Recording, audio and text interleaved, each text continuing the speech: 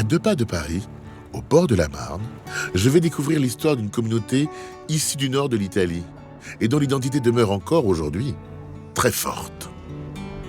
Je vais faire la connaissance d'un homme peu ordinaire, empreint d'une grande générosité et d'une rare sensibilité. J'ignore encore combien Monsieur Augusto va me toucher. Bonjour. Je suis sûr que c'est vous. Je Apparemment, m'appelle Magloire. je m'appelle Auguste. Très heureux de vous rencontrer. Moi de même. Ravi. Nous sommes où ici? Nous sommes à Nogent-sur-Marne, place de la Petite Italie. Alors, racontez-moi votre histoire. Je suis d'origine italienne, d'un petit village des Apennins, dans la province de Piacenza, dans le nord de l'Italie. Et je suis venu en France à la fin des années 1949. D'accord. Vraiment juste avant Noël. Et j'avais 7 ans, En plein hiver. en plein hiver. Vous saviez à 7 ans que vous alliez venir en France? Oui, je savais, mais je ne savais pas du tout ce qui m'attendait. Vous aviez quoi comme idée à 7 ans, le petit garçon que vous étiez à l'époque? Pensez de quoi de la France? Il avait une idée même de ce que c'était que la France? Un petit peu parce que mon père y était. Il était parti avant en éclaireur. Et que c'était une des conditions pour qu'on puisse venir. Il fallait d'abord qu'il y ait quelqu'un d'implanté avec un travail, un logement et une carte de séjour, donc une autorisation de séjour. Et c'est là qu'il a demandé à faire venir sa famille, c'est-à-dire sa femme et ses 3 enfants, dont moi, qui suis le dernier. Et on est donc arrivé et y avoir un appartement qu'il avait loué à Paris, dans le 12e rue de Reuilly. C'était difficile, dans le sens où on avait 32, 33 mètres carrés pour 5, sans commodité. Un WC à la turque sur le palier pour 6 appartements. C'était pas facile. Notamment même plus tard, parce qu'avec les études, pour manger sur la même table, attendre qu'elle soit débarrassée, propre, pour pouvoir Mettre son cahier, mettre son cahier et faire ses devoirs, c'est pas évident. Mais bon, on y est arrivé. Et pourquoi nos gens plus tard? Il y a beaucoup d'Italiens qui sont installés à Nogent. Ça s'est fait comme ça, parce qu'il y en a un qui est arrivé. Il a fait un petit restaurant qui s'appelle Cavana, et également une chambre d'hôtel. Et beaucoup de jeunes étaient à l'hôtel en attendant de se loger et de gagner des sous aussi pour faire venir. C'était le centre de ralliement. C'est ça. C'était le point de rencontre. C'est ça. À Nogent. À Nogent, oui.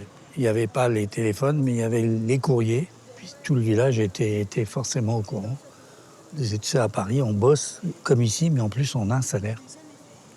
Et ce qui n'était pas le cas dans le village, c'était pour subvenir à nos besoins. Si tu veux. On vivait en cercle fermé, quoi. Alors donc cette place, Lazare. C'était le dernier survivant de la guerre de 14-18, qui est venu à pied d'Italie jusqu'à Paris. Après, il a fait la guerre au nom de la France. Voilà, c'est un des derniers, poilu, et je crois qu'il a vécu 110 ans par là. Non, c'était un monsieur, c'était un grand monsieur.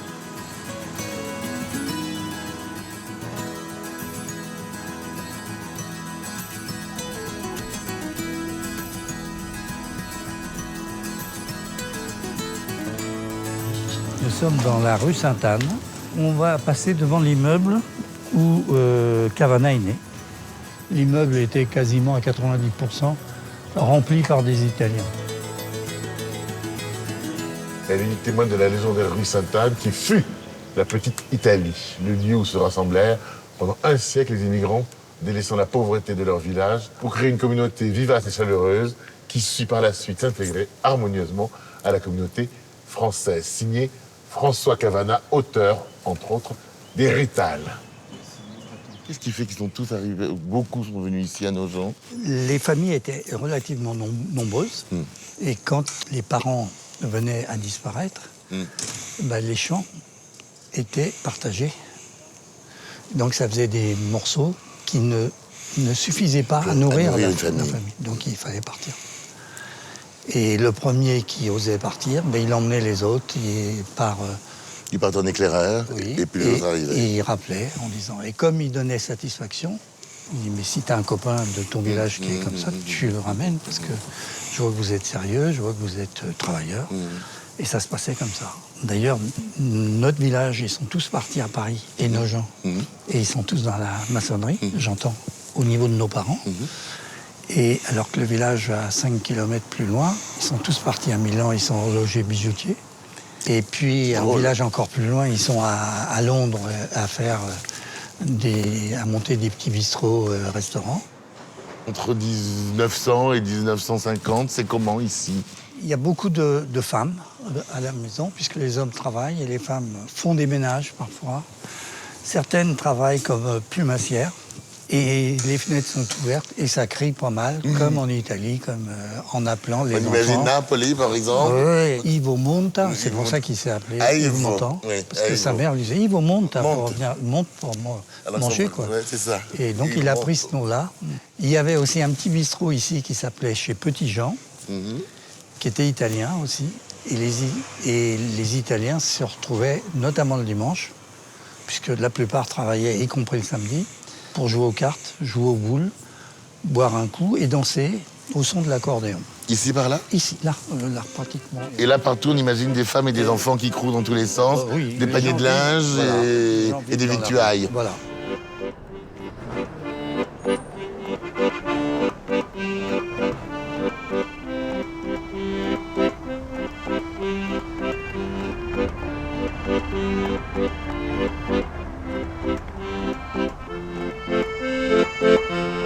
Ici, Auguste, nous sommes devant une des raisons qui ont provoqué aussi ou incité la migration italienne, le fameux viaduc de Nogent. Effectivement, que nous avons derrière nous. Il a été bombardé lors de la guerre de 1870 pour éviter que la jonction avec l'Est se fasse. Et après, donc, il a été reconstruit au début du siècle.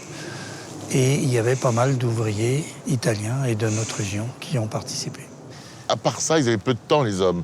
Ils travaillaient à tâches, comme des fous. Oui. Ils avaient des loisirs, il y avait une vie. Il y avait les bals au son de l'accordéon. Il y avait le bal du Petit Vin Blanc qui se passait avec des défilés de chars. Sinon, il y avait les bals musettes sur les bords de Marne. Ici. Ici. C'était assez sympa. Et donc là, ici, un dimanche, c'était au son des guinguettes. Au son des guinguettes, exactement.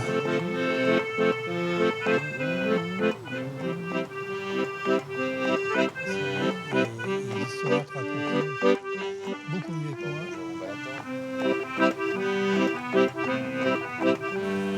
Fabrice, le voilà. Ça va bien? Je te présente Alors, Magloire. c'est vous qui jouez de l'accordéon? Ouais. Salut, Patrick. Ouais, Faut tout nous dire. Salut Auguste. Tiens, mets-toi là. Asseyez-vous. Mets-toi là. On se Ramenez mon disait- instrument. on nous C'est disait- parfait, ça. On nous disait que l'accordéon était aussi venu d'Italie, c'est vrai? Ouais, il est venu fabriquer, jouer, voyager depuis l'Italie. Ouais, puisqu'il il est parti en Amérique du Sud, au Brésil. Une grande majorité des accordéons sont fabriqués en Italie, ouais. À quel âge vous avez appris? Il y a à 45 ans. Ah, c'est donc très récent. Assez tard, ouais. Mais qu'est-ce qui s'est passé? Très Vous êtes- tard. Pourquoi 45 ans? Parce que... Parce que ça me trottait depuis un moment. C'est vrai que c'est là-bas, c'est la culture. Dans les villages, partout il y a un accordéon qui sonne et tout, donc ça me trottait depuis un moment. Et puis c'est très dur au début, beaucoup d'entraînement, beaucoup d'heures d'entraînement. Quand vous dites dans les villages, vous êtes pas la même région.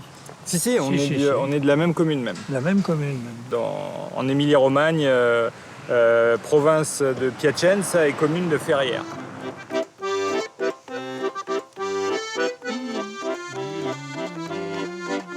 Non riesce a guarire il suo cuore, la gioventù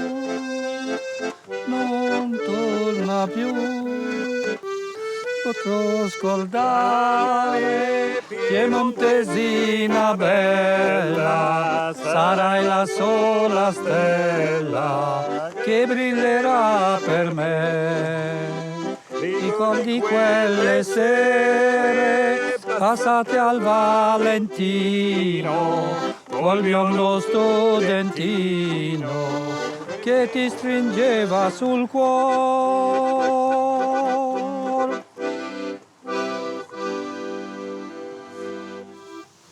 Bravo. Bravo. Bravo, bravo. Je n'arrive pas à comprendre quand est-ce qu'il faut appuyer sur le bouton. C'est comme la cornemuse. Il faut souffler. Là, tu as la rythmique avec la main gauche et avec la main droite, ça s'appelle le chant, c'est-à-dire la mélodie, quoi. La rythmique, c'est soit une valse, soit une polka. Là, par exemple, c'était une polka, par exemple, c'est...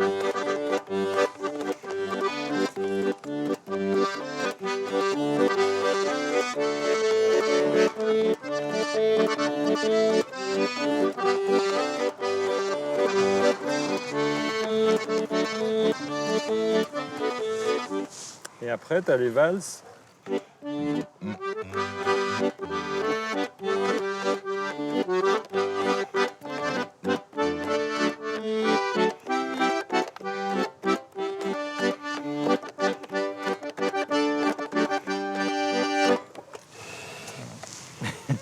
C'est une petite troisième où vous en Petit êtes cours plus. au bord de la mer. Oui, mais je trouve ça magnifique.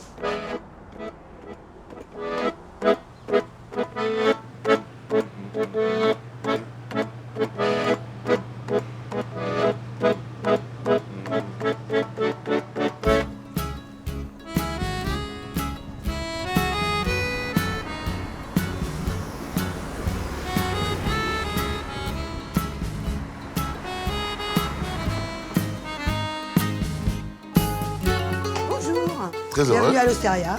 C'est un café associatif qui était à la base un café intergénérationnel. D'accord. Mais la touche italienne, c'est moi. Pourquoi? Parce que je suis italienne. Vous êtes une véritable italienne d'origine? Véritable italienne. D'où? Mais Piacenza et Parme. D'accord. Les parents ont immigré dans les années début 60, D'accord. 59 pour D'accord. être précis, à Nogent-sur-Marne. D'accord. Et, Comme beaucoup d'Italiens. Et mon rêve, c'était de faire un café comme en Italie dans ma montagne, que ma tante tient, un osteria. D'accord. C'est-à-dire où les gens mangent, chantent. Une ostéria, on le traduit comment en français? Bistrot. Le bistrot. Bistrot. Donc c'est un lieu vraiment de rencontre, de lien social. Et je voulais faire un petit peu comme là-bas, parce que l'accordéon est posé sur le bar, ici il est posé là. Oui. On a les instruments de musique, les gens viennent, se mettent au bar, non à table ici, parce que c'est pas vraiment un bar classique. On chante, c'est la fête, il y a beaucoup de chanteurs qui viennent. E bada ben che non si bagna, che lo voglio regalare. E bada ben che non si bagna, che lo voglio regalare. Bravo! J'ai entendu la montagne, moi. Eh oui. C'est une chanson de montagne. Vous, Auguste, vous avez gardé des liens avec votre village d'origine que vous avez quitté, vous aviez 7 ans? J'y allais tous les ans en vacances, où je retrouvais mon oncle et mes tantes qui avaient conservé la ferme familiale. Et on les aidait énormément. Et c'était des beaux souvenirs. Et quand on arrivait, on n'a jamais fait des vacances, entre guillemets, classiques, c'est-à-dire la chaise longue, ça C'est pas n'existait farniente. pas. C'est pas farniente. Moi, je sortais les vaches le matin, je les récupérais le soir. On coupait l'herbe. On arrivait pour la deuxième coupe d'herbe. On faisait le blé à la faucille, sans marteau. Et après, la moissonneuse-batteuse venait tirée par des bœufs, des dizaines de paires de bœufs, parce que ça monte, c'est à 800 mètres d'altitude à peu près. Et puis, on commençait les labours quand il fallait rentrer pour reprendre l'école. Quelle est votre première vision de la France que vous ayez encore? C'est un bec de gaz. C'est un bec de gaz que je me suis pris en pleine tête parce que je ne savais pas ce que c'était dans la rue. Une grosse bosse sur le front parce que je ne savais pas ce que c'était. Santé, ouais. Santé, ça Santé. nous plaît. Merci de nous recevoir. De rien. Les expos, mais ici c'est pas réservé aux communautés. Ici on reçoit toutes les assos. Pour en savoir plus sur cette immigration, si présente et ancienne, j'ai eu envie de me tourner vers un écrivain et fin connaisseur de l'histoire de nos deux pays. J'ai toujours aimé Alberto Toscano, journaliste italien, correspondant en France depuis les années 80. Je ne ratais jamais, quand j'étais plus jeune, ses interventions sur les écrans, ses analyses documentées et enrobées de beaucoup d'humour. Merci beaucoup. Ciao. La première fois que je vous rencontre en vrai, En vrai. je vous ai vu souvent. Je peux vous embrasser? Ciao. Je vous regardais quand j'étais comme ça, sur vos commentaires, quand vous faisiez vos commentaires aux journaux télévisés sur l'Italie. TV5. TV5. Asseyez-vous, merci. J'étais très impressionné par le nombre de livres. Nous allons rencontrer Augusto, qui vient d'Italie, et j'aimerais qu'on parle un peu du fait migratoire de l'Italie vers la France.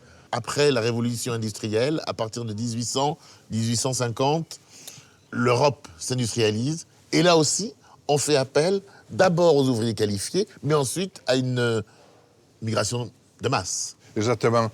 Et l'Italie se réunifie en 1861 et cette nouvelle Italie connaît une crise économique parce que le vieux système de l'économie traditionnelle part en éclat. Oui. Donc il y a des régions d'Italie qui sont aux marges de ce processus économique et à partir de là, on émigre. Et la France devient la principale destination, la destination logique de cette migration.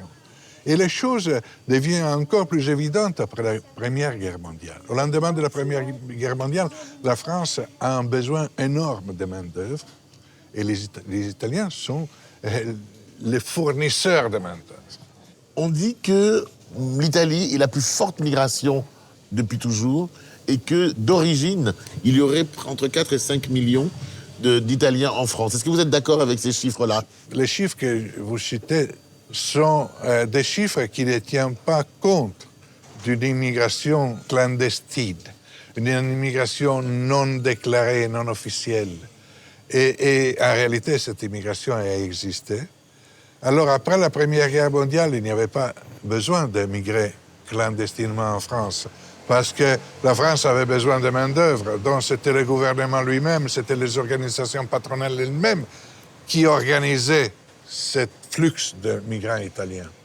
Mais dans d'autres cas, à d'autres époques, par exemple au lendemain de la Seconde Guerre mondiale, aussi pendant les années 30, la migration en France était beaucoup plus compliquée, dont le réseau de migration clandestine était beaucoup plus important.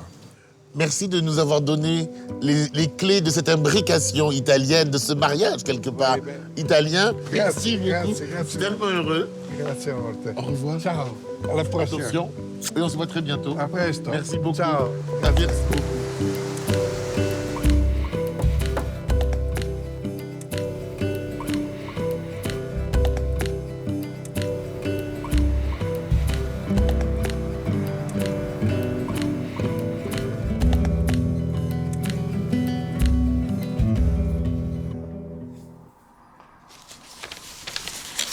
Alors ça, c'est des photos du village, des vieilles photos du village. Alors, Rocca di Ferriere. Di Ferriere? Di Ferriere. Di Ferriere. 850 mètres d'altitude. Ouais. Bon, il y a 25 maisons, pas plus. Oui, non, c'est un petit village. Là-haut, dans vos montagnes, entre guillemets, parce que vous avez des vies de montagnards, Oui, il n'y avait pas de radio, évidemment, pas de journaux. peu d'écoles. Il y avait l'école le matin et l'après-midi. Et il n'y avait qu'une maîtresse pour l'ensemble des élèves. Toutes les classes. On montait à l'école à pied, évidemment, et il y avait... Donc pas de qualification. Non. Et on emmenait, moi j'emmenais tous les jours une bûche de bois pour que la maîtresse puisse se chauffer. Chaque élève emmenait une bûche de bois. Et ça, c'est un peu avant le départ. C'est moi, avec mon grand-père qui m'apprenait à scier le bois. Ouh là là. On était mélangés. Moi qui étais le dernier, j'étais avec le plus vieux de la famille, le grand-père. D'accord. Et parce que le grand-père ne pouvait plus aller dans les champs. Oui. Et moi j'étais trop jeune aussi. Donc, par exemple, il m'apprenait à couper le bois, à scier le bois. Et j'ai travaillé à tous les travaux des champs. Mais alors justement, de quelle agriculture on parle? Donc l'agriculture, c'était le blé, pour le pain et les pâtes. On n'achetait rien. Et le maïs pour la polenta. Parce que le matin, c'était la soupe de lait de nos vaches. Oui, Le midi, c'était la polenta, oui. avec le fromage fait avec le lait de nos vaches. Et le soir, c'était la minestre, c'est-à-dire la soupe, et avec tous les restes de légumes. Et les restes de légumes, après, allaient aux bêtes. C'est-à-dire, c'était surtout des vaches et des moutons également. Voilà les champs. Ça, c'est un de nos champs. Un de nos champs qui a été coupé à la faucille. Tu as su à cet âge-là, tu dois avoir 10, 12, 13 ans, que tu allais faire des études plus longues que ton frère. Et Oui, ta sœur. je l'ai su parce que justement, j'étais dans la moyenne, même plutôt basse. Et ma mère, voyant ça, elle dit ben, t'as qu'à faire comme ton frère, t'as qu'à aller faire du plâtre. Et donc, le jeudi, qui était le jour où on n'allait pas à l'école à l'époque, ben, je me voulais partir avec papa pour voir ce que c'est que le plâtre. Et là, j'ai vu. Et quand je suis rentré le soir, maman m'a dit est-ce que alors le plâtre, ça te convient? J'ai dit pas du tout. Parce que c'est un métier physique vraiment très dur. Je voulais être médecin. Et évidemment, ma mère a dit mais t'es fou, on ne pourra jamais, vu nos conditions, on ne pourra jamais te payer des études pour être médecin. Et donc, bon, bah, j'ai dit, écoute, je vais aller dans le bâtiment, mais non pas comme ouvrier, mais comme maîtreur, technicien, etc. Je suis allé à l'école des TP, boulevard Saint-Germain. La plupart, première condition, être de nationalité française. Encore à cette époque-là? Oui, monsieur. Je suis pas français, donc je peux pas. Et il y avait Maximilien Perret à Vincennes qui faisait et qui préparait un BTS de technicien en plomberie, chauffage, climatisation. Je me suis inscrit là, parce que là, c'était sur concours, et que tu sois français... Et tu pouvais être italien. Et de là, je me suis accroché, et petit à petit, je suis devenu un bon élève. Moi, je suis passé à Nogent, qui pour moi, désormais, sera Nogent l'italienne. Un merveilleux, un très très beau moment. Maintenant, je vais te laisser un devoir à faire. Je vais te demander d'ouvrir ce carnet de voyage. Oui. D'autres, avant toi, ont écrit un mot. J'aimerais que tu me dises ce que l'on aimerait, ou ce que l'on pourrait dire, ou ce que tu aimerais que l'on dise de toi. Je te laisse faire tes devoirs, d'accord? Je te remercie. Au revoir, Auguste. Au revoir.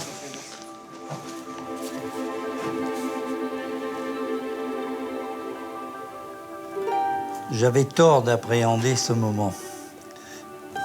Merci à tous. Vous avez fait preuve d'une grande patience à écouter mes explications, toujours très compliquées, mais sincères. Bonne réussite dans vos vies professionnelles et personnelles. Aimez-vous et vivez.